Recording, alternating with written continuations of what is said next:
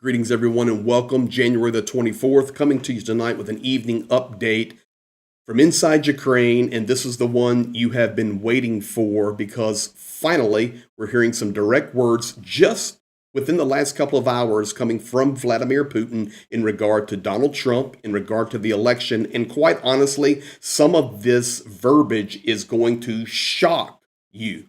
I have it translated for you. Additionally, he talks about the illegitimate regime in Vladimir Zelensky and the leaders of Ukraine, those thieves.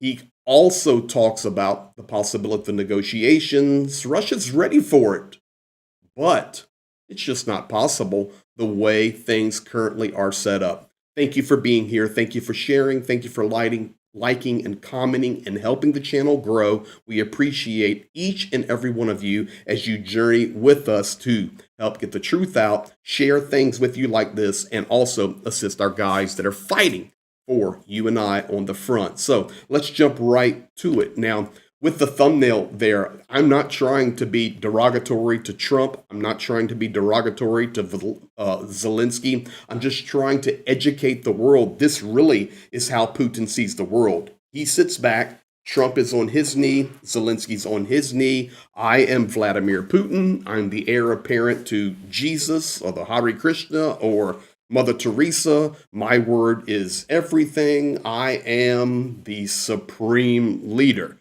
And everybody else is down here. Now, what did Putin say? Going to be very interesting. In fact, one of the statements that he made, unbelievable, and I think you'll catch it. But in general, he said, Russia is ready.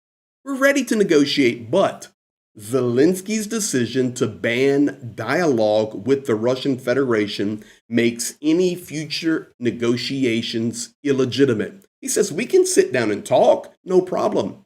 But, and he doesn't even call Zelensky by name, that illegitimate leader, of course, referring in his opinion to Zelensky, made this ban. So there's nothing we can do. There's nothing we can talk about. I'm a lawyer by training, and our talks would be irrelevant and invalid. He stated also that sponsors of the Kyiv regime should force Zelensky to lift the ban on negotiations. Notice this, sponsors of the Kyiv regime. Who is that? United States, European Union, other great nations around the world that are supporting and standing with Ukraine as they defend militarily their land from this evil invasion. That's the sponsors. You see how this little circle of madness is running? Thirdly, he said if Trump, okay, here it goes, guys. If Trump had not been robbed of his victory in the 2020 elections, then perhaps there would have never been a conflict in Ukraine. Putin echoing the words of Donald Trump. Now, I can tell you, and I'm going to play the videos for you now, translated, subtitled, and we'll come back and discuss them for a moment. The only person in the official Ukrainian government to this point tonight, January 24th, late in the evening here in Ukraine, that has responded to Putin's statements is Andriy Yermak. And Yermak stating, this is the from the office of the president, the head. Andriy Yermak says, Putin is trying to promote the idea of negotiations with the United States. You will see that. And it's really good to hear what Yermak says before I play the video for you. Secondly, but he has a condition.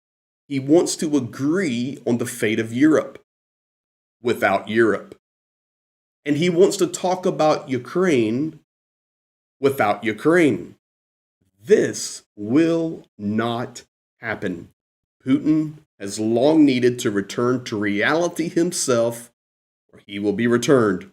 That's not how it works in today's world. Great statement there from Andriy Yermak, showing the position of Ukraine in regard not only to the statements that Putin made tonight, but to the rest of the world as well. You're not going to talk about the future of Ukraine if Ukraine is not at the table. And that's where it gets very interesting because Putin and the evil regime there in the Kremlin do not recognize the government of Ukraine. You see the madness we have here? It's chaos. But don't take it from me. Listen, here we go. Video clip 1, and then we'll discuss it for a moment. First, I want to say Russia never refused contact with the US administration. And it's not our fault the previous administration refused these contacts. But with the current US president, I've always had business-like, purely business, but also pragmatic relations. They're trusting, I'd say. And I can't help but agree with him that if he had been president, if his victory hadn't been stolen in 2020, maybe there wouldn't have been the Ukraine crisis that arose in 2022. Though we know Trump, during his first term, also introduced a significant number of restrictions and sanctions against Russia, I don't think this decision served the interests of Russia or the United States. You see, I know Trump. He's pragmatic. We see things alike. He's a businessman. I'm a businessman. We're looking at the bottom line result. And, I don't even think any of this would have happened if the election hadn't been stolen from him in 2020. Are they actually on the same playbook 100%? Oh, yes, they absolutely are. He then goes on to talk about, even with all of this, we know Trump sanctioned us in the past, but he's a businessman. Sanctions will not serve well for Russia or for the results of it towards the American people. Yes, that is what Vladimir Putin just said just minutes ago on the streets of Moscow near Moscow State University. Now, what about the war in Ukraine? What about negotiations? Take a listen. Regarding the question of negotiations, we've always said, I want to emphasize again, we're ready for talks on Ukraine. But there are also issues that need special attention. For instance, as we know, the current head of the Kiev regime, when he was still a somewhat legitimate head of state, issued a decree banning negotiations. So how can talks resume now if they're prohibited? We're here at Moscow University. As you know, I'm a lawyer by training. I graduated from the law faculty of St. Petersburg, then Leningrad University. I can tell you that if negotiations start under the current regulatory framework, they would be strictly speaking illegitimate, which means the results of these talks could be declared invalid. The current regime in Kiev gladly receives billions from sponsors. Pardon my blunt language. As we say, they're stuffing their cheeks with these billions, but they're reluctant to follow sponsors' orders. We know such orders exist, like lifting the ban on negotiations. But I think eventually those who pay will force them to comply. I believe they'll have to. Under this ban, serious talks are tough. Overall, we certainly have many points of contact with the current administration, seeking solutions to key issues today, like strategic stability and economic matters. By the way, we're one of the world's largest oil producers. The US is first, then Saudi Arabia, Russia. But what's typical for Russian and, say, American economies is that we're not just one of the largest energy producers, but also the biggest consumers. By the way, I doubt that the current president of the United States, Mr. Trump, I repeat, we worked with him during his first term, would make certain decisions.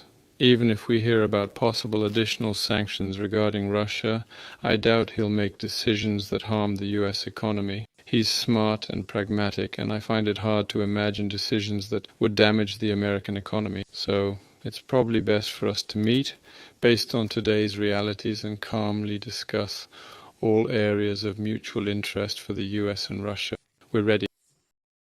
And there you have it. So, it's probably best for us to meet calmly with mutual respect and discuss the things that are mutually beneficial for United States and Russia. No talks of Europe, just like Yermak said. No talks of Ukraine, other than we can't negotiate with them. You notice he didn't even mention the name of Zelensky. That illegitimate leader of the Kiev regime who, while he was still legitimate, banned negotiations. So if there's not a legitimate leader, then those statements cannot be lifted. So we're just in a circle. We're just stuck in this loop. So probably best for us to get together, have a chat, and see what mutually benefits us, the United States and Russia. Did you catch the part also about stealing the billions of dollars? And excuse me for such strong language here, but they're stuffing their cheeks full of those billions. Ladies and gentlemen, isn't it interesting that this is a lot of the same narrative you hear about Ukraine in the United States from people that are ill-informed about the reality there, and Europe and the rest of the world? But these same statements, let's go to the source. What are we talking about? The greatest propagandist on the planet is not Solovyov or Margarita Simonyan, but tonight, on the streets of Moscow, standing in front of Zarubin, you were able to hear the greatest propagandist, Vladimir Vladimirovich Putin, spew his garbage. Unfortunately, while that is happening, our front lines here in Ukraine are extremely difficult. Soldiers freezing in trenches are holding off Russian meat grinder assaults against their positions. Drones are flying. Rockets are rolling. Shaheeds are in the air. This is the reality that Ukraine faces, and we are facing, while Putin is sitting there talking about can't negotiate with those people. They banned it. And yeah, we'll get together with the U.S. We're open to it and discuss things that are mutually beneficial for us all. We will calmly progress in that as he continues to assault and invade and destroy sovereign Ukraine. Guys, that's where we're at tonight. If you're hearing this video, you have the latest from Moscow. Thank you for sharing it. Please take a minute. If you've made it this far, please share the video on your social media. Click like. Leave a comment that is 7 or 8 minutes. That'd be great. You can make a video, 7 or 8 words at least, and recommend it to your friends and family. Thank you, guys. Be blessed, and we'll see you later on the next one.